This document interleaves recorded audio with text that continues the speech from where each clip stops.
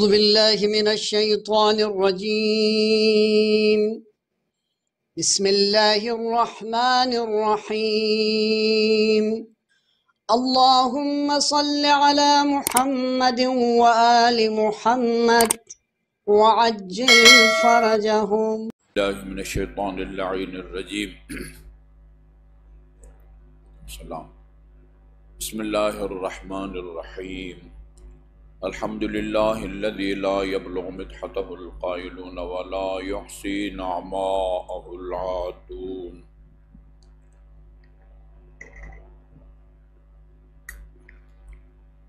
الذي لا يدركه بعد الهمم ولا يناله غوص الفتن. والصلاة والسلام على خير خلقه وأشرف بريته الذي سمي في السماء بأحمد وفي الأرضين بأبي القاسم محمد. اللهم صل على محمد وعلى أهل بيته الطيبين الطاهرين الذين أذهب الله عنهم الرجس وطهرهم تطهيرا. اللهم صل على محمد وآل محمد واللعن الأبدي على أعدائهم أجمعين. أما بعد فقال الله الحكيم بسم الله الرحمن الرحيم. يا أيها الذين آمنوا اجتنبوا كثيرا من الظن إن بعض الظن إثم ولا تجسسوا ولا يغتب بعضكم بعضا أيحب أحدكم أن يأكل لحم أخيه ميتا فكرهتموه. درود بھیجیے محمد والوں پر. السلام ورحمۃ اللہ.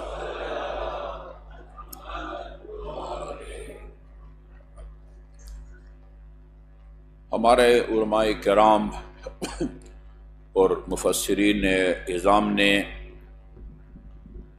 جہاں دنیا کی مختلف زبانوں میں اردو میں، فارسی میں، انگلش میں اور ہو سکتا ہے ان تین دنیا میں رائج تین زبانوں کے علاوہ اور زبانوں میں بھی لکھی ہوں، جہاں قرآن کی 30 سپارے اور 114 سوروں کی مکمل تفسیر لکھی ہے، وہاں بعض قرآن کے سوروں اور آیات کی مستقل الگ سے تفسیر لکھی ہے. بعض آیات جن میں سے بعض کسی سورہ میں ہیں، بعض کسی سورہ میں اور بعض کسی سورہ میں. مثال کے طور پر آیات احکام، یہ بہت توجہ طلب نکتہ ہے. آیات احکام وہ آیات جن کا تعلق فقہی احکام سے ہے. آپ کسی بھی فقہ کی کتاب کو اٹھا کے دیکھیں، توضیح المسائل ہے، تمام مراجع کے فتاویٰ کا مجموعہ اسی نام سے چھپا ہوا ہے، توضیح المسائل. اسی طرح منہاج الصالحین، اکثر فقہاء اعظام مجتہدین کی عربی میں کتاب ہے منہاج الصالحین، 2-3 جلدیں ہیں اس کی. امام خمینی رحمۃ اللہ علیہ ان کی توضیح المسائل بھی ہے. اسی طرح ایک عربی میں مدلل کتاب ہے تحریر الوسیلہ، اس کا اردو میں بھی ترجمہ موجود ہے، انگلش میں بھی ترجمہ موجود ہے. ان تمام فقہ کی کتابوں میں سب سے پہلے جہاں وہ تقلید کی بحث کرتے ہیں، وہاں پانی کی قسموں کو بیان کرتے ہیں. پانی یا آب قلیل ہے، جیسے گلاس کا پانی، لوٹے کا پانی یا بالٹی کا پانی، یا آب کر ہے جس کی جو ہے نا وہ جو مساحت ہے وہ 3.5 بالش لمبائی، چوڑائی، گہرائی اتنے مقدار میں ہو، اور بعض نے وزن کے لحاظ سے بھی اس کو مقرر کیا ہوا ہے، لیکن وہ زیادہ مستند نہیں ہے. جاری پانی، بارش کا پانی، یہاں سے وہ فقہی احکام شروع ہوتے ہیں. پھر نجاسات، کون کون سی چیزیں نجس ہے، پیشاب، پاخانہ، مردار وغیرہ وغیرہ۔ مطہرات وہ کون سی چیزیں ہیں جو نجس چیز کو پاک کر سکتی ہیں؟ وہ پانی پاک کرتا ہے، سورج پاک کرتا ہے، یعنی پانی کے استعمال کے بغیر صرف نجاست کا دور ہو جانا، نجاست کا بدن سے دور ہو جانا بعض اوقات اس وجہ سے بھی ہے، ان کو مطہرات کہتے ہیں۔ اچھا جی، اس کے بعد پھر یہ نماز کے مسائل، روزے کے مسائل، زکوٰۃ کے مسائل، حج کے مسائل، ٹوٹل عبادات، اسی طرح معاملات وہ ان کاموں کو کہا جاتا ہے جس میں دو طرف ہوتے ہیں، خرید و فروخت میں دو طرف ہوتے ہیں، دکاندار ہوتا ہے اور خریدار ہوتا ہے۔ نکاح وہ دو طرف ہوتے ہیں، ایک طرف لڑکا ہوتا ہے، ایک طرف لڑکی، یا لڑکے کا وکیل یا لڑکے کا وکیل، وہ چاہے دونوں کا ایک وکیل ہو یا لڑکے کا وکیل الگ ہو، لڑکی کا وکیل الگ ہو۔ ایقاعات جو یک طرفہ کارروائی ہوتی ہے، خدا نخواستہ کوئی اپنی بیوی کو طلاق دینا چاہے، وہ یا خطاب کرے انتی یا نام لے لے، مثلا بیوی کا نام اگر مریم ہے یا بیوی کا نام مثلا سلمہ ہے تو نام لے کے کہے کہ فلانا طالق، دو عادل گواہوں کے سامنے یک طرفہ کارروائی ہوتی ہے۔ نکاح دو طرفہ کارروائی ہے، لڑکا لڑکی دونوں کی رضامندی ضروری ہے۔ طلاق میں دونوں کی رضامندی ضروری نہیں ہے۔ ٹیلی فون پر پوچھتے رہتی ہیں بعض خواتین، مجھے پتہ بھی نہیں ہے، مجھ سے پوچھا بھی نہیں ہے، اور صیغہ طلاق جاری کروا کے نوٹس بھجوا دیا ہے۔ بھئی وہ آپ سے پوچھنے کی ضرورت نہیں ہے، یہ ایک یک طرفہ کارروائی ہے۔ نکاح میں طرفین کی رضامندی ضروری ہوتی ہے، ان کو ایقاعات کہتے ہیں۔ یا مثلا آج کل تو نہیں، پرانے زمانے میں لوگوں نے غلام رکھے ہوئے ہوتے تھے، کنیزیں رکھی ہوتی تھی، ان کو راہ خدا میں آزاد کرتے تھے۔ غلام ہوتا انت حر لوجہ اللہ، روایات میں ہے امیر المومنین علیہ الصلوۃ والسلام نے، اللہم صلی اللہ محمد وآل محمد، اپنے ہاتھ سے محنت اور کر کے کمائی ہوئی رقم سے 1000 غلام راہ خدا میں آزاد کیے ہیں۔ 1000 غلام، انت حر لوجہ اللہ، میں نے تم راہ خدا میں آزاد کر دیا۔ ادھر ضروری نہیں ہوتا آگے سے غلام کہے قبلت الحریت، ٹھیک ہے مولا میں نے حریت کو آزاد کر دیا، وہ چاہے نہ چاہے وہ آزاد ہو جاتا ہے۔ خاتون چاہے نہ چاہے وہ انت طالق کہہ دینے سے وہ اس کی طلاق ہو جاتی ہے، علیحدگی وہ ہو جاتی ہے۔ ان کو ایقاعات کہا جاتا ہے۔ اس کے بعد پھر قسم ہے، اچھا جی اسی طرح عہد ہے، نظر ہے، آگے جائیں ارث کے مسائل ہیں، حدود و تعزیرات ہیں، فلان گناہ کی کیا سزا ہے، قتل کی کیا سزا ہے، زنا کی کیا سزا ہے، چوری کی کیا سزا ہے۔ قذف، قاف ذال میم، 4 گواہ موجود نہ ہو موقع پر جنہوں نے عین گناہ کو اپنی آنکھوں سے دیکھا ہو، ان کے بغیر کوئی کسی خاتون پر بدکاری کا الزام لگائے، 80 کوڑے سورہ نور کے مطابق اس کو لگائے جاتے ہیں۔ حدود اور تعزیرات، حدود ان سزاؤں کو کہتے ہیں جن کا خدا نے قرآن میں ذکر کیا ہے۔ وہ زانی مرد یا زانی عورت کو یہ سزا دو، شادی شدہ ہو تو یہ سزا دو، غیر شادی شدہ ہو یہ سزا دو، چور مرد ہو یا عورت ہو اس کا ہاتھ کاٹو۔ جو سزائیں مقرر ہیں ان کو حدود کہا جاتا ہے، اور جن گناہوں کی سزا مقرر نہیں ہے، حاکم شرع یا امام کی ثوابدید پر چھوڑا گیا ہے، ان کو تعزیرات کہتے ہیں۔ تعزیرات 15 کوڑے تازیانے لگاتا ہے، 20 لگاتا ہے، 80 لگاتا ہے، وہ اس کی مرضی ہے۔ رمضان مبارک میں یہ روایت میں نے آپ کی خدمت میں بیان کی تھی، وہ ایک آدمی نے وہ پیے تھا ماہ مبارک میں شراب خوری کی تھی، امیر مومنین اس کو 100 کوڑے لگائے۔ اس سے عرض کیا مولا یہ 80 کوڑے تو شراب خوری کے ہیں، یہ 20 کوڑے میں پوچھ سکتا ہوں یہ اضافی کوڑے کیوں لگے؟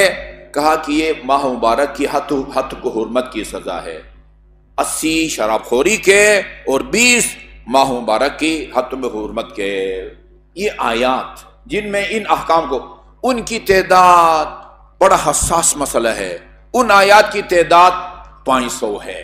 500 آیات میں ان فقہی احکام کو بیان کیا گیا ہے جن کی مختصر فہرست میں نے آپ کے سامنے بیان کیا ہے۔ اچھا، بہت سارے لوگ بڑے سادگی میں کہتے ہیں کہ ہم کسی کی تقلید نہیں کرتے، ہم خود قرآن کا ترجمہ پڑھ کے اس پر عمل کرتے ہیں، ہم خود کتب احادیث کا اردو میں ترجمہ ہوا ہے، انگلش میں ترجمہ ہوا ہے جی، ہم ان کو پڑھ کے اپنی جو بھی ذمہ داری بنتی ہے اس پر عمل کریں گے۔ ایک بچہ یا بچہ تازہ اس کے 15 سال مکمل ہوئے ہیں یا چھٹا سال اس کا داخل ہو گیا، وہ 16واں سال داخل ہو گیا ہے، یا اور دو جو علامتیں ہیں، غسل جنابت واجب ہو جائے، زیر ناف بال نکل آئے، ان 3 علامتوں کی وجہ سے وہ بیچارہ ابھی وہ بالغ ہوا ہے، اس نے اپنے اعمال کو انجام دینا ہے، اپنی عبادات کو انجام دینا ہے۔ اچھا، بڑے ہونے کے بعد اس نے شادی بیاہ کرنی ہے، میاں بیوی کے حقوق ہوتے ہیں، طلاق کی نوبت آ سکتی ہے، اس نے کاروبار کرنا ہے، کون سا کاروبار جائز ہے، کون سا کاروبار جائز نہیں ہے۔ اب ایک 16 17 18 سال کا تازہ بالغ بچہ وہ اگر کسی کی تقلید نہیں کرتا، اس کا مطلب یہ ہے کہ اس کو ان 500 آیات کی تفسیر معلوم ہونی چاہیے۔ کہاں سے سمجھے گا وہ؟ رسول خدا نے فرمایا انی تارک فیکم الثقلین کتاب اللہ وعترتی، 2 گران قدر چیزیں تم میں چھوڑ کے جا رہا ہوں، ایک کتاب خدا اور دوسرے میری عطرت اور اہل بیت۔ جو ان سے تمسک کرے گا، یعنی اپنا دین قرآن اور اہل بیت سے لے کر عمل کرے گا، وہ ہرگز گمراہ نہیں ہوگا۔ قرآن سے تمسک خصوصاً، اور بھی قرآن میں بہت ساری باتیں ہیں، انبیاء علیہ السلام کے قصے ہیں اور بہت سارے قیامت کی باتیں ہیں، ان کے علاوہ یہ آپ کی عملی زندگی سے متعلق آیات ہیں، اس طرح نماز پڑھو، اس طرح وضو کرو، بہت سارے ایسے مسائل جو پہلے نہیں تھے، نئے مسائل جنم لے رہے ہیں، اور ان قرآنی آیات ان کی طرف اشارہ موجود ہے۔ ان 500 آیات کی تفسیر کو سمجھنا ضروری ہے قرآن سے تمسک کے لیے، خصوصاً یہ فقہی احکام کو سمجھنے کے لیے۔ ثقلین اہل بیت اطہار علیہ السلام، ان کی روایات کی روشنی میں ہم نے اپنی شرعی ذمہ داریوں کو سمجھ کے اور اس پر عمل کرنا ہے۔ 60,000 سے زیادہ احادیث ہیں، ان احادیث میں چھانبین کی صلاحیت ہونی چاہیے تاکہ وہ خود قرآن اور سنت سے دین کو سمجھ پر اس پر عمل کرے۔ یہ تو کہہ دینا آسان ہے، ہم کسی کی تقلید نہیں کرتے، خود قرآن اور سنت سے استفادہ کر کے اپنی شرعی ذمہ داری کو سمجھ کر اور اس پر عمل کرتے ہیں۔ کتنے فیصد مومنین ہیں کہ جن کو یہ پتہ ہے، یہ فگر معلوم ہو کہ وہ جن آیات میں احکام کو بیان کیا گیا ہے ان کی تعداد جو ہے وہ 500 ہے۔ وہ اس کی تفسیر کو سمجھنا تو بہت بات کی بات ہے، لوگوں کو تو پتہ ہی نہیں ہے کہ کتنی آیات میں ان فقہی احکام کو بیان کیا گیا ہے۔ 60,000 کی وہ مطلب سمجھنا، ان میں چھانبین کی صلاحیت بھی بہت دور کی بات ہے، پتہ ہی نہیں ہے لوگوں کو کہ کتنی روایات ہیں جن میں رسول اور اہل بیت رسول علیہ السلام نے فقہی احکام کو جو ہے نا وہ بیان کیا ہے۔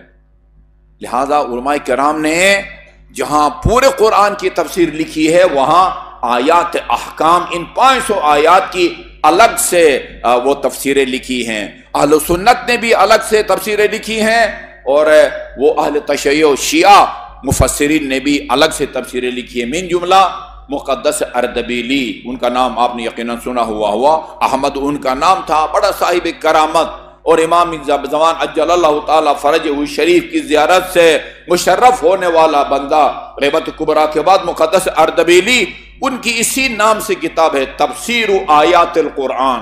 ان 500 آیات کی انہوں نے تفسیر لکھی۔ ظاہر ہے ایک ہی سورہ میں یہ 500 نہیں ہے، کوئی آیت کسی سورہ میں ہے، کوئی آیت کسی سورہ میں ہے، ان کو چن کے یکجا کر کے پھر ائمہ معصومین علیہ السلام کی روایات کی روشنی میں ان آیات احکام کی انہوں نے تفسیر لکھی ہے۔ اسی طرح وہ جس سورہ کا تعلق میرے موضوع سے ہے، تمہید بہت لمبی ہو گئی، سورہ حجرات۔ سورہ حجرات کے اندر اخلاقیات کو بیان کیا گیا ہے، اخلاقیات کو، اخلاقی طور پر کون سا کام کرنا چاہیے، اخلاقی طور پر کون سا کام نہیں کرنا چاہیے۔ اس سورہ حجرات کی الگ علماء کرام نے تفسیر لکھی ہے۔ سورہ حجرات چونکہ اس کے اندر احکام کو بیان کیا گیا ہے۔ یہ آیت جو میں نے پہلے خطبے کے آخر میں پڑھی ہے، یہ سورہ حجرات کی آیت نمبر 12 ہے۔ آپ اپنے گھر میں بھی جو بھی آپ کے پاس تفسیر ہے، تفسیر نمونہ ہے یا شیخ صاحب رحمۃ اللہ علیہ کی تفسیر الکوثر ہے، اس میں آپ دیکھیں سورہ حجرات کی آیت نمبر، سورہ نمبر مجھے یاد ہوتا تو وہ میں آپ کو بتا دیتا، چونکہ سورہ نمبر کی روشنی میں سورہ کو تلاش کرنا آسان ہوتا ہے، لیکن سورہ حجرات کی آیت نمبر 12 یا ایھا الذین آمنو، بہت دلچسپ اور سبق آموز، اس میں 3 گناہوں سے بچنے کا حکم دیا ہے جو توجہ سے سنیے ایک دوسرے کے اوپر مترتب ہوتے ہیں، یعنی پہلے گناہ جو ہے وہ دوسرے گناہ کو جنم لیتا ہے، دوسرا گناہ تیسرے گناہ کو جنم لیتا ہے، یعنی بیک وقت ایک آیت میں 3 گناہوں سے بچنے کا اللہ تعالیٰ نے حکم دیا ہے۔ یا ایھا الذین آمنوا، اے صاحبان ایمان، اجتنبوا کثیرا من الظن، بہت سارے بدگمانیوں سے پرہیز کرو، بدگمانیوں سے پرہیز کرو، ان بعض الظن اثم، کیونکہ بعض گمان وہ حقیقت کے مطابق نہیں ہوتے، وہ گناہ کے زمرے میں آتے ہیں۔ ان بعض الظن اثم، یہ ایک، ولا تجسسوا، تجسس بھی نہ کرو، کسی کے ذاتی معاملات میں جو ہے نا وہ نہ پڑو، تجسس کہتے کھوج لگانے کو نا، کھوج لگانا، کسی کے ذاتی معاملات میں تجسس نہ کرو کہ بھئی یہ کیا کر رہا ہے، شیشے سے جھانک کے دیکھا، اس کے موبائل کو چیک کرنا، یہ تجسس کسی کے قول و فعل کے بارے میں وہ تجسس مت کرو، تجسس مت کرو، کھوج لگانے کی کوشش نہ کرو، ولا تجسسوا، ایک ولا یغتب بعضکم بعضا، اور ایک دوسرے کی غیبت بھی مت کرو، اس کے بارے میں بہت عرض کر چکا ہوں میں، ایک دوسرے کی غیبت مت کرو۔ غیبت کسے کہتے ہیں سب کو اس کا پتہ ہونا چاہیے کہ غیبت کسے کہتے ہیں، تاکہ بچنا آسان ہو جائے۔ بعض اوقات آدمی غیبت کر رہا ہوتا ہے اور غیبت کر کے اپنی نیکیوں کو اس بندے کے نامہ اعمال میں منتقل کر رہا ہوتا ہے جس کی غیبت کی ہو، اور اس کی برائیوں کو اپنے نامہ اعمال میں منتقل کر رہا ہوتا ہے جس کی غیبت کی گئی ہو، لیکن متوجہ نہیں ہوتا، وہ اس خیال سے کر رہا ہے کہ یہ شاید یہ غیبت نہ ہو، پتہ چلے غیبت کیا ہے، پھر بندہ متوجہ ہوتا ہے یہ غیبت ہے، لہذا وہ گناہ کبیرہ ہے، اسے مجھے بچنا چاہیے، چونکہ اس میں اعمال کا تبادلہ ہوتا ہے، میری نیکیاں اس کو پاس جاتی ہیں جس کی غیبت کی گئی ہو، اور جس کی غیبت کی گئی ہو اس کی برائیاں میرے نامہ اعمال منتقل ہوتی ہیں۔ اس لیے رسول خدا صلی اللہ علیہ وآلہ وسلم نے غیبت کی تعریف ڈیفینیشن کی ہے، یاد رکھو غیبت کسے کہتے ہیں، ذکرک اخاک بما اذا سمعہ استکرہہ، تم اپنے کسی برادر کے دینی برادر کے میں موجود یعنی کہ تم نے غلط بیانی کی ہو، نہیں، موجود کسی عیب کو بیان کرو، کمزوری کو، خامی کو بیان کرو، موجود، اس کے جسمانی عیب ہو، ذہنی عیب ہو، روحانی عیب ہو، یا اس کے کردار کے بارے میں کوئی منفی تبصرہ کرو، حتیٰ اس کے لباس کے بارے میں، اس کے قد و قامت، اس کا رنگ۔ فارمولہ یہ ہے، ہر وہ بات کہ جس کو سن کے وہ آپ کا برادر مومن وہ ناراض ہو جائے، اس کو ناگوار گزرے، وہ چاہے اس کی شکل و صورت پر آپ تنقید کرتے ہیں یا اس کے کردار اور چال چلن پر تنقید کرتے ہیں، حتیٰ اس کے خاندان کے بارے میں اگر آپ کچھ بات کرتے ہیں تو آپ پورے اس خاندان کے ایک ایک فرد کا ہاتھ انسان کے گریبان میں ہوگا روز قیامت، جن کی قوم کی ہے یہ یعنی ایک فرد کی غیبت کرنے سے زیادہ سنگین ایک پوری قوم کی غیبت کرنا ہے۔ فلان قوم جو ہے نا وہ بری ہے، مثلا وہ پوری قوم کی غیبت کی ہے۔ فرد واحد کی غیبت کرنا اتنا خطرناک نہیں ہے جتنا پوری قوم کی غیبت کرنا جو ہے نا وہ حرام ہے۔ ذکرک اخاک بما اذا سمعہ استکرہہ، یہ پھر اس کے بعد فرمایا ایحب احدکم ان یاکل لحم اخیہ میتا فکرہتموہ، تم میں سے کوئی شخص یہ پسند کرے گا کہ اپنے مرحوم بھائی کا گوشت کھائے، فکرہتموہ، ہر کوئی اس سے نفرت کرے گا۔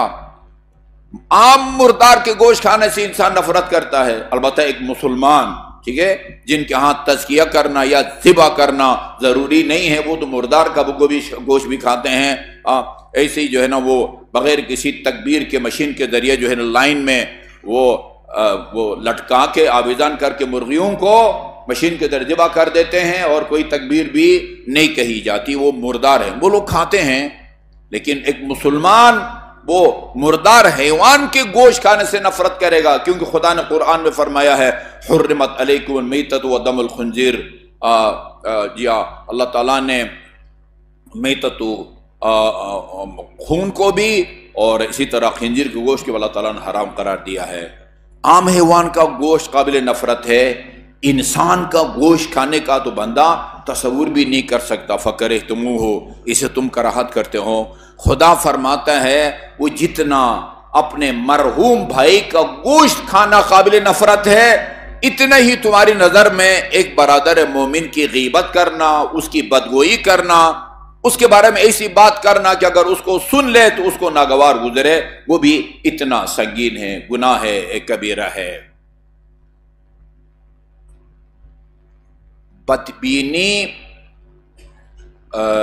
3 قسم کی ہوتی ہے. 2 بدبینیاں قابل مذمت ہیں. ایک بدبینی قابل تعریف ہے، بدگمانی. ایک بدگمانی قابل تعریف ہے، وہ کرنا چاہیے انسان کو. 2 بدگمانیاں قابل مذمت ہے، وہ نہیں کرنی چاہیے. اللہ کے بارے میں بدگمان ہونا، وہ مجھے رزق اور روزی نہیں دے گا، یہ میں دعا مانگ رہا ہوں اور اللہ وہ میری دعا کو سنتا نہیں ہے، جبکہ خود اس نے وعدہ کیا ہوا ہے ادعونی استجب لکم، تم دعا کرو میں تمہاری دعا کو قبول کروں گا. شکوک شبہات، اللہ کے فیصلوں کو زیر سوال قرار دے، بیسک زبانی نہ کہے. وہ بدگمانی ضروری نہیں ہے کہ زبان پر آئے یا عملی مظاہرہ کرے. دل ہی دل کے اندر کسی کے بارے میں منفی سوچ رکھنا یہ بدگمانی کے زمرے میں آتا ہے.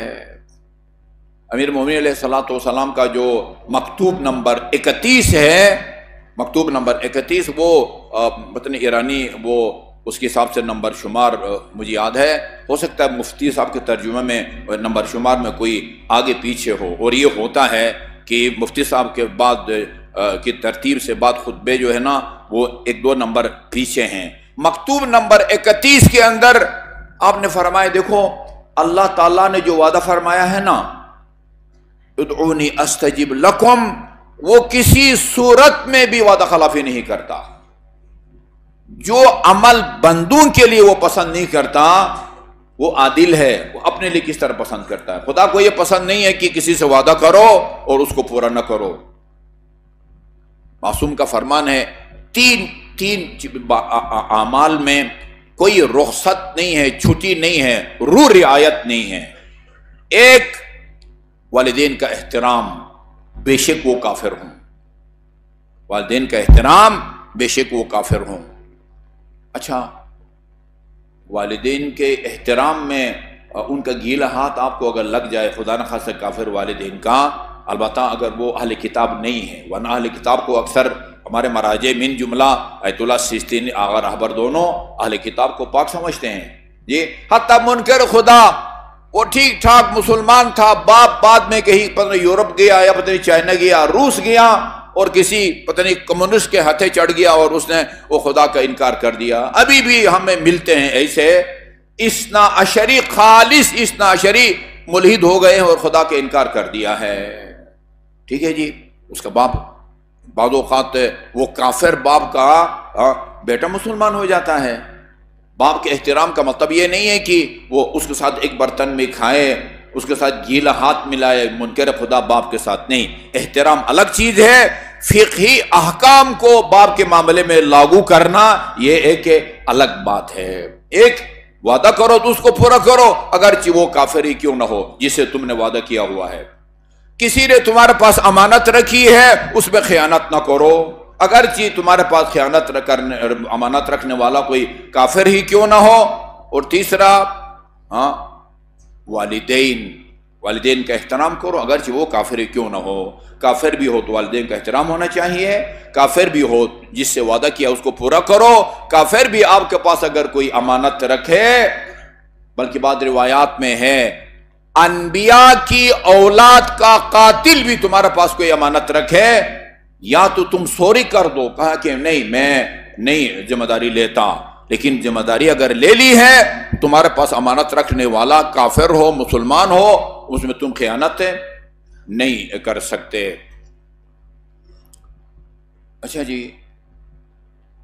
بدگمانی اللہ تعالیٰ نے فرمایا، اس میں امیر المومنین نے فرمایا اللہ تعالیٰ جو ہے وہ ہماری طرف سے وعدہ خلافی اس کو پسند نہیں ہے، وہ کبھی بھی وعدہ خلافی نہیں کرے گا. البتہ خدا جو اپنے وعدوں کو پورا کرتا ہے، یعنی دعا، بندے کے دعا کو حسب وعدہ پورا کرتا ہے، اس کی 3-4 صورتیں ہیں. آپ سمجھتے ہیں میری دعا کے قبول ہونے کا مطلب یہ ہے کہ میں نے اگر بیٹا مانگا ہے مجھے بیٹا دے گا تو میں سمجھوں گا کہ میری دعا قبول ہو گئی ہے، ورنہ سمجھوں گا کہ میری دعا مسترد ہو گئی ہے. ٹھیک ہے جی. ہم سر مانگا ہے، وہ اگر دے دے شادی ہو جائے جلدی ٹھیک ہے، ورنہ اس کا مطلب ہے کہ نعوذ باللہ اللہ تعالیٰ نے وعدہ خلافی کی ہے. مکان مانگا تھا، نوکری مانگی تھی، یہ چیزیں جو میں نے مانگی ہیں وہ اگر مجھے دے دے تب تو سمجھوں گا کہ خدا نے میری دعا قبول کر لی ہے، وعدہ نعوذ باللہ وعدہ خلافی ہوئی ہے. امیر المومنین فرماتے ہیں نہیں، اللہ جو دعا کو قبول فرماتا ہے یہ مختلف انداز میں اس کی تمہاری دعا کو قبول فرماتا ہے. کبھی وہی چیز دے دیتا ہے جو تم نے مانگی ہے. یہ اولاد مانگی ہے، اولاد دے دیتا ہے. بیٹے کے امتحان میں کامیابی کی دعا کی ہے، وہ اچھی پوزیشن میں کامیاب ہو جاتا ہے. ہم سر مکان نہیں، بعض اوقات اللہ تعالیٰ فوراً تمہیں نہیں دیتا جی، اور مصلحت وہ یہ سمجھتا ہے کہ فوراً اس کی دعا قبول نہ کی جائے. ٹھیک ہے جی، کچھ عرصے کے بعد قبول کی جائے. بندہ بھول چکا ہوتا ہے کہ میں نے دعا مانگی تھی، اور اتنی تاخیر سے اللہ تعالیٰ اس کو قبول فرماتا ہے. استجابت دعا، مصلحت اسی میں دیکھتا ہے خدا کہ فوراً اس کی دعا کو قبول نہ کی جائے. وہ حضرت موسیٰ نے فرعون کے بارے میں بد دعا کی، وہ موسیٰ اور ہارون نے، اور اعلان کیا قد اجیبت دعوتکما، میں نے تمہاری موسیٰ ہماری کیا حیثیت ہے بھائی؟ موسیٰ نے دعا مانگی فرعون کے غرق ہونے کی، اللہ نے اعلان کیا کہ میں نے تمہاری دعا کو قبول کر لیا ہے. 40 سال کے بعد جو ہے نا یہ عمل درآمد ہوتا ہے. 40 سال کے بعد. ہمارے ساتھ تو اتنی تاخیر نہیں ہوتی. یہ تیسری صورت یہ ہوتی ہے کہ تم سمجھتے ہو میری دعا قبول نہیں ہوئی اس لیے کہ بیٹا مانگا تھا، بیٹا نہیں ہوا. 7-8 بیٹیاں جو ہے نا وہ اللہ نے مجھے دے دی ہیں. ایسی بلا جو بالکل تمہارے سر پر ہو اور تم سوچ بھی نہیں سکتے کہ تمہاری اس دعا کے نتیجے میں جو تم نے خدا سے مانگا تھا وہ نہیں دیا ہے، ایک آنے والے بلا کو اللہ تعالیٰ ٹال دیتا ہے یہ جو اس سے زیادہ اہمیت رکھتا ہے جو تو نے خدا سے مانگا تھا. 3 چوتھی صورت یہ ہے کہ تمہاری دعا کو خدا نہ فوراً قبول فرماتا ہے، وہ چیز نہیں دیتا جو تم نے مانگی ہو جی، دیر سے بھی دعا کا اثر دنیا میں ظاہر نہیں ہوتا جی، بلا بھی نہیں ٹلتی. جتنی دعائیں تم نے مانگی ہیں ان سب کا اجر اور ثواب اللہ تعالیٰ روز قیامت تمہیں عطا فرماتا ہے. اور اتنا عطا فرمائے گا انسان یہ تمنا کرنے لگے گا کاش دنیا میں خدا میری کوئی دعا قبول نہ کرتا اور تمام مانگی گئی دعاؤں کا مجھے اجر و ثواب روز قیامت اللہ تعالیٰ دیتا. یہ اللہ کے بارے میں بدگمانی قابل مذمت ہے، گناہ ہے. بدگمانی رزق و روزی نہیں دے گا، یا مثلا یہ میری دعاؤں کو قبول نہیں کرتا، یہ قابل مذمت ہے. لوگوں کے بارے میں بدگمانی یہ قابل مذمت ہے. کون سی بدگمانی قابل تعریف ہے؟ اپنے معاملے میں کسی خوش فہمی کا شکار نہیں ہونا چاہیے. وہ ایک کہاوت ہے، کہتے ہیں وہ ایک قوم کا نام لیتے ہیں، ان کا نام لینا مناسب نہیں ہے. وہ قوم 2 رکعت نماز پڑھ کے وحی کا انتظار کرتی ہے. میں 2 رکعت نماز پڑھ لی ہے تو اب مجھ پر وحی نازل ہونی چاہیے جی. یہ اپنے بارے میں بندے کو بدظن ہونا چاہیے، اپنے بارے میں خوشبین نہیں ہونا چاہیے، بدبین ہونا چاہیے. یعنی روایات میں یہاں تک ہے کہ بھائی اس وقت تک تم مومن نہیں کہلا سکتے جب تک اپنے کثیر اعمال کو قلیل نہ سمجھو اور دوسروں کے قلیل اعمال کو کثیر نہ سمجھو. یہ روایت میں کئی دفعہ میرے خام نماز ظہرین کے بعد جو مختصر درس ہوتا ہے اس میں بیا کر چکا ہوں. اپنے معاملے میں بدبین رہو، دوسرے کے معنی میں وہ رہو. لہذا بڑی حیرت انگیز قسم کی ہیں. یعنی اگر آپ کے سامنے کام بڑا مشکل ہے، آپ کے سامنے بظاہر ایک آدمی نے غلط کام کیا ہے یا بات کی ہے، اس کے لیے کوئی جائز اس کو صورت جواز تلاش کرنے کی کوشش کرو. 70 محامل تلاش کرو. محمل یعنی جس کی تم توجیہ پیش کرو، اس کے عمل کے لیے 70 جواز تلاش کرو تاکہ تم اس نتیجے تک پہنچو کہ یہ بظاہر اس نے جو گناہ کیا ہے جی یہ اس کی یہ وجہ ہو سکتی ہے، یہ وجہ ہو سکتی ہے، یہ وجہ ہو سکتی ہے. ابھی میں ایک کتاب ہے احادیث کی ینابیع الحکمہ، اس کے اندر یہ بدگویانی کے ذیل میں دیکھ رہا تھا کہ اگر آپ کی کسی سے ملاقات ہوتی ہے نا اور اس کے منہ سے شراب کی بدبو آئے، شراب کی، یہ یقین نہ کرو کہ اس نے شراب پی ہے. لکھا ہوا ہے دو صورتیں بیان کی ہے، اس کو جائز بنانے کی 2 صورتیں بیان کی ہے. ہو سکتا ہے منہ میں جو ہے نا اس نے وہ ڈالا ہو پھر تھوک دیا ہو سکتا ہے زبردستی جو ہے نا اس کو وہ پلائی گئی ہو. اس سے بھی آسان وہ جواز کی صورتیں تلاش کرنے کی گنجائش ہوتی ہے، لیکن آدم فوراً وہ اعتبار کر لیتا ہے. دیکھیں 2 مرحلے ہیں، بدگمانی کے 2 مرحلے ہیں. ایک مرتبہ ایسے ہی بندہ کے دل میں بے اختیار خیال سا آتا ہے، اس نے یہ کام کیا ہوگا، یہ غلط کام کیا ہوگا، اس کا یہ مقصد ہوگا. یہ جو ہے نا یہ ایک منفی سوچ کا دل دماغ میں آنا ایک شیطانی عمل ہے، وہ آپ کے اختیار میں نہیں ہے. اس مرحلے کے بعد پھر اس کی اطاعت کر کے مزید وہ تحقیق کرو اور پھر یقین پیدا کرو کسی شرعی سند اور گواہی اور دلیل کے بغیر. پھر اس پر جو ہے نا وہ عملی طور پر جو ہے نا زبان سے کوئی بات کرو گویا اس کو ایک یقینی سمجھ لیا تو نے، یا کوئی عملی مظاہرہ کرو کہ جس سے یہ ظاہر ہو کہ تم نے اس گناہ کا مرتکب جو ہے نا وہ ڈکلیئر کر دیا ہے. یہ پہلا مرحلہ ہے، یہ بدگوئی، کسی کے بارے میں بدگمانی کے نتیجے میں پھر تجسس کا جو ہے نا مرحلہ آتا ہے. بندہ تجسس کرتا ہے. بھئی تجسس مت کرو کسی کے ذاتی معاملات میں. ٹائم نہیں بچا. یہ بعض صورتوں میں تجسس جائز ہے، یعنی جہاں کسی ملک کے نظام کو بچانے کے لیے، ملک کے سیکورٹی کی خاطر، یا ملک دشمن عناصر تک رسائی حاصل کرنے کے لیے، دہشت گرد اور قاتلوں اور سفاکوں کو پکڑنے کے لیے یہ خفیہ ادارے کام کرتے ہیں نا، یہ تجسس کرتے ہیں.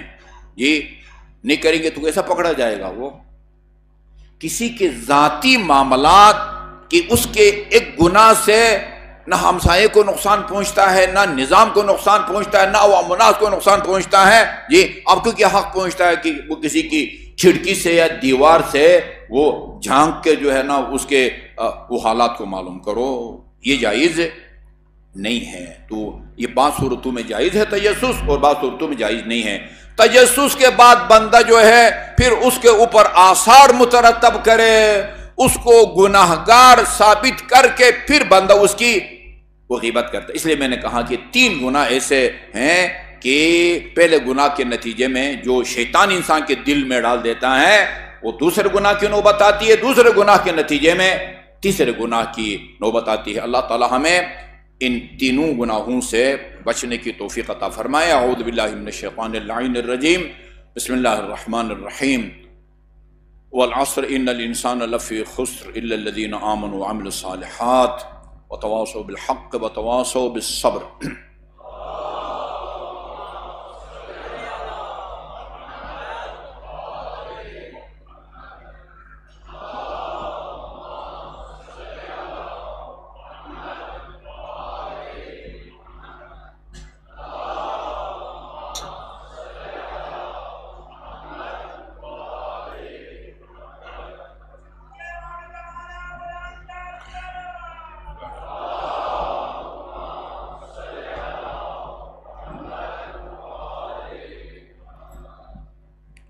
اعوذ باللہ من الشیطان الرجیم. بسم اللہ الرحمن الرحیم.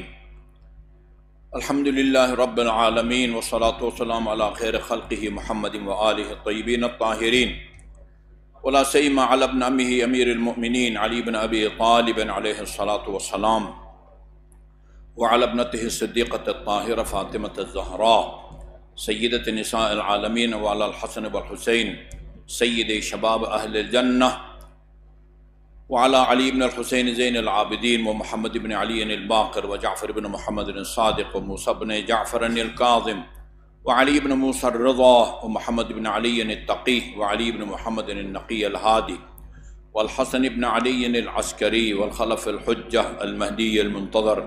اللهم عجل فرجه وسهل مخرجه ليملأ الأرض قسطا وعدلا كما ملئت ظلما وجورا واللعن الابدی علی اعدائهم اجمعین.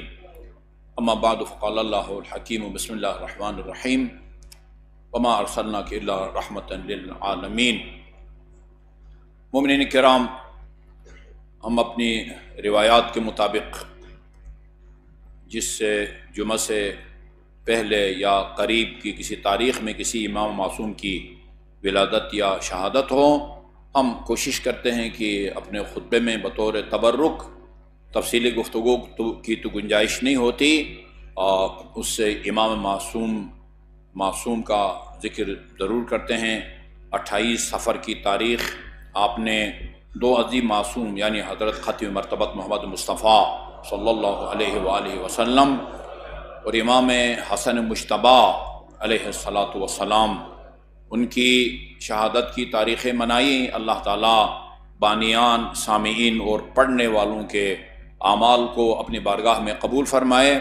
اور 30 صفر المظفر کو ایک روایت کے مطابق 70 روایت کو بھی منائی گئی ہے، اور 30 وہ امام رضا علیہ السلام کی شہادت کے طور پر بھی منائی جاتی ہے. نہایت اختصار کے ساتھ میں ان 3 معصومین کے بارے میں چند جملے عرض کروں گا، ان کی روح مقدس سے معذرت کے ساتھ کہ ہم خطبے میں اس سے زیادہ ان کا ذکر نہیں کر سکتے. ایک بنیادی نکتہ میں مختلف مناسبتوں سے عرض کرتا رہا ہوں. خدا جو ارحم الراحمین ہے، رؤوف، آیت الکرسی کے اندر 1000 نہیں، آپ کے جوشن کبیر کے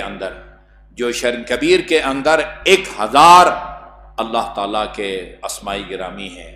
100 فصلیں ہیں، یہ ہر فصل میں وہ متعدد اللہ تعالیٰ کے اسماء کو بیان کیا ہے. 1000. کسی نے بڑا پیارا جامع لفظ کہا ہے کہ ائمہ معصومین کا جو شناختی کارڈ ہے نا، شناختی کارڈ جس کو دیکھ کے ان کی شناخت ہو سکے، وہ زیارت جامعہ ہے، اور اللہ تعالیٰ کا جو شناختی کارڈ ہے وہ جوشن کبیر ہے. جوشن کبیر کو پڑھیں گے تو اللہ تعالیٰ کی معرفت حاصل ہوگی، اور زیارت جامعہ جو امام علی النقی علیہ السلام کی زیارت ہے، یہ ائمہ معصومین کی معرفت ہوگی. اس کو پڑھے. فضائل اور مناقب کا ایک سمندر ہے جو امام علی النقی علیہ السلام نے ہم کو ہدیہ فرمایا ہے. اللہ تعالیٰ ارحم الراحمین ہے. یہ قرآن میں کئی مقامات ارحم الراحمین ہے، رؤوف الرحیم ہے، غفور بھی ہے. 1000 اسماء ہیں اللہ تعالیٰ کے جوشن کبیر کے اندر. اللہ کے بعد سب سے زیادہ رؤوف، شفیق امت کے لیے ہمارے آخری نبی حضرت محمد مصطفیٰ صلی اللہ علیہ وآلہ وسلم ہے. میں رسول گرامی صلی اللہ علیہ وسلم کے رحلت کی مناسبت سے آیت اللہ آصف وہ محسنی جو ہماری اس مسجد کے سنگ بنیاد رکھنے والے ہیں، 4-5 سال ہو گئے وہ اس دنیا سے رحلت فرما گئے، اللہ تعالیٰ انہیں جنت الفردوس میں مقام بلند عطا فرمائے۔ ان کی ایک تقریر ہے یوٹیوب پر، وہ رسول گرامی کی رحلت کے مناسبت سے انہوں نے وہ ایک تقریر کی ہے، وہ کابل کے کسی مدرسے میں، اس میں وہ فرما رہے تھے کہ جب اسرائیل آیا آن حضرت صلی اللہ علیہ وسلم کے روح قبض کرنے کے لیے، تو ابھی تفصیل سے نہیں، میں علماء کرام سے آپ سن چکے ہیں، دستک دی اس نے، خاتون جنت نے کہا بابا آرام فرما رہے ہیں، پھر آپ نے فرمایا کہ یہ کسی سے اجازت طلب نہیں کرتا، بعض روایات میں آپ نے فرمایا یہ تیرے گھر کا شرف ہے، بعد میں ہے یہ تیرے بابا کا شرف ہے کہ اجازت مانگ رہا ہے، ورنہ وہ کسی سے اجازت طلب نہیں کرتا، کھولو۔ دروازہ کھولا خاتون جنت نے، اور اسرائیل جب آیا ان حضرت سے قبض روح کی اجازت طلب کی، فرمایا میرے بھائی جبرائیل کو آنے دو۔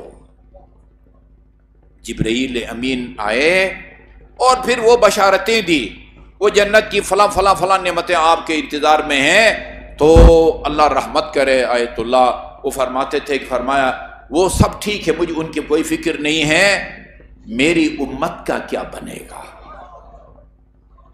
میری امت کی بخشش کے لیے کیا یقین دہائی کراتے ہو۔ وہاں کہا کہ اللہ تعالیٰ آپ کو اتنے شفاعت کے اختیارات دے گا، یہ جو قرآن کی آیت ہے نا وَلَسَوْفَ يُعْتِيكَ رَبُّكَ فَتَرْضَىٰ، یہ اس آیت میں ان حضرت صلی اللہ علیہ وسلم کی شفاعت کی طرف جو ہے نا وہ اشارہ ہے، اتنے اختیارات اللہ تعالیٰ آپ کو دے گا، اور آپ کی شفاعت کے نتیجے میں اتنے لوگوں کو اللہ تعالیٰ معاف فرمائے گا کہ آپ راضی ہوں گے۔ وَلَسَوْفَ يُعْتِيكَ رَبُّكَ، مقام محمود سے مراد یعنی مقام شفاعت ہے۔ ادخرت شفاعتی لأہل الکبائر من امتی، عجیب جملہ ہے، بہت حوصلہ افزا ہے، فرمایا میری امت کے لوگوں سے جن سے گناہان کبیرہ سرزد ہوتے ہیں ان کی بخشش کے لیے میں نے اپنی شفاعت کا ذخیرہ کر رکھا ہے، شفاعت کا ذخیرہ کر رکھا ہے۔ اللہ تعالیٰ ہم سب کو آن حضرت صلی اللہ علیہ وسلم کی شفاعت نصیب فرمائے۔ ما من احد الا وهو محتاج الى شفاعت محمد صلی اللہ علیہ وآلہ وسلم، روز قیامت آدم سے لے کر عیسیٰ موسیٰ تک انبیاء بھی ان حضرت صلی اللہ علیہ وسلم کی شفاعت کے محتاج ہوں گے، عام امت کے گناہگار بھی محتاج ہوں گے، ان کی بھی شفاعت فرمائیں گے، انبیاء کی بھی شفاعت فرمائیں گے۔ انبیاء تو معصوم عن الخطا ہوتے ہیں، ان سے محض سے لے کر اللہ تک ہمارا عقیدے کے مطابق نہ گناہ کبیرہ سرزد ہوتا نہ گناہ صغیرہ۔ وہ بات چین علوم پر، عرب چین علوم پر میں نے قانون سے سنا، کہتے ہیں وہ رسول خدا ایک مجتہد تھے، ان سے بھی غلطی سرزد ہو سکتی ہے، نعوذ باللہ۔ یہ گناہ صغیرہ کبیرہ سہو نسیان بھول یہ ان سے سرزد نہیں ہوتی۔ وہ انبیاء کی کیا شفاعت کریں گے جو معصوم عن الخطا ہیں؟ آپ کی شفاعت کے نتیجے میں برکت سے اللہ تعالیٰ معصوم انبیاء کے درجات بلند فرمائے گا، اور ہم جیسے گناہگاروں کے اللہ تعالیٰ گناہوں کو بخشے گا، گناہوں کو بخشے گا۔ امام حسن مجتبی علیہ السلام کے بارے میں بہت طول میں نہیں جاتا، چند جملے جو رسول خدا صلی اللہ علیہ وسلم نے اپنے اس نواسے کے بارے میں کہے ہیں، ان میں سے اکثر باتیں امام حسین کے بارے میں ہم بہت سنتے ہیں، لیکن امام حسن کے بارے میں بہت کم سنتے ہیں۔ مرحوم صدوق نے اپنی کتاب خصال کے اندر یہ رسول خدا کا فرمان نقل کیا ہے، اما الحسن فإنه ابنی وولدی، حسن میرا فرزند اور میرا بیٹا ہے، وہ منی مجھ سے ہے، وہ قرۃ عینی، یہ تو حدیث کے سامنے بھی ہے نا، قرۃ عینی، قرۃ عین کا مطلب ہوتا ہے میری آنکھوں کی ٹھنڈک ہے، وضیاء قلبی، پتہ نہیں اردو میں کن الفاظ میں استعمال ہوتا ہے، عربی میں ہے میرے دل کی روشنی۔ جی اب پتہ نہیں اس کا محاورتی ترجمے کیا ہونا چاہیے، کسی ادیب سے پوچھا جائے۔ عربی میں کچھ تعریفی الفاظ عربی میں ہوتے ہیں، سیم اس کا ترجمہ اردو میں مستعمل نہیں ہے، عام استعمال نہیں ہوتا، لیکن میں محتاط انداز میں کرتا ہوں۔ ضیاء قلبی، ضیاء روشنی کو کہتے ہیں، یہ ضیاء الصالحین کتاب کا نام بھی ہے۔ وہ ضیاء قلبی میرے دل کی روشنی ہے، ثمرۃ فؤادی میرے جگر کا یہ پھل ہے۔ ثمرہ فؤاد کو کہتے ہیں، پھل کو کہتے ہیں، فؤاد جگر کو کہتے ہیں۔ وہ سید شباب اہل الجنہ، یہ جوانان جنت کا سردار ہے۔ حجت اللہ علی الامہ، خدا کی طرف سے امت پر حجت ہے، یعنی اس کی ہر بات، قول، فعل ہر مسلمان پر اس پر عمل کرنا واجب ہے۔ امرہ امری، حسن کا امر صرف حسن کا امر نہیں ہے، وہ میرا امر ہے۔ حسن تمہیں کسی چیز کا حکم دیتا ہے، یوں سمجھو کہ میں نے اس کا حکم دیا ہے۔ وقولہ قولی، حسن کی بات میری بات ہے۔ من تبعہ فإنہ منی، جو حسن کی اتباع کرے سمجھے کہ وہ مجھ سے وابستہ ہے۔ ومن عصاہ فلیس منی، اور جو حسن کی نافرمانی کرے اس کا مجھ سے بھی کوئی تعلق نہیں ہے۔ وہ انی، یعنی ایک مختصر مجلس پڑھی ہے امام میں جناب رسول خدا صلی اللہ علیہ وسلم نے، یہ فضائل کا حصہ ہے، اس مختصر مجلس میں یہ فضائل کا حصہ ہے۔